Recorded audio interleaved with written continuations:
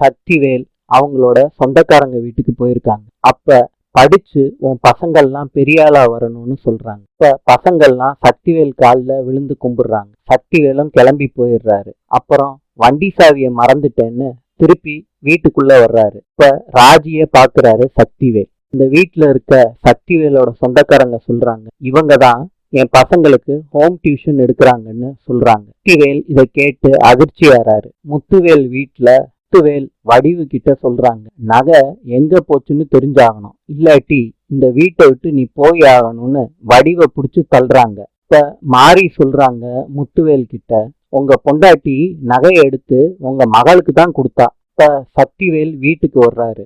ராஜி டியூஷனுக்கு போற விஷயத்த முத்துவேல் கிட்ட சொல்றாரு. இப்ப முத்துவேலும் சக்திவேலும் வெளியே வர்றாங்க. பாண்டியன் வண்டியில கிளம்புறப்ப சொல்றாங்க முத்துவேலு, என் பொண்ணு டியூஷன் எடுத்துட்டு வர காசுல தான் நீங்க வீட்டுல ஒலைய வைக்கிறீங்களான்னு கேக்குறாங்க. பாண்டியன் ராஜி கிட்ட கேக்குறாங்க, இந்த ஆளு சொல்றதெல்லாம் உண்மையா பொய்யா?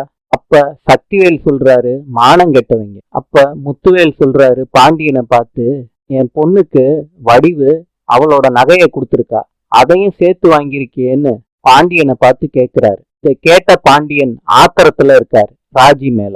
இன்று கியூபாவின் நாணயம் பிசோ. நாளை சந்திப்போம்.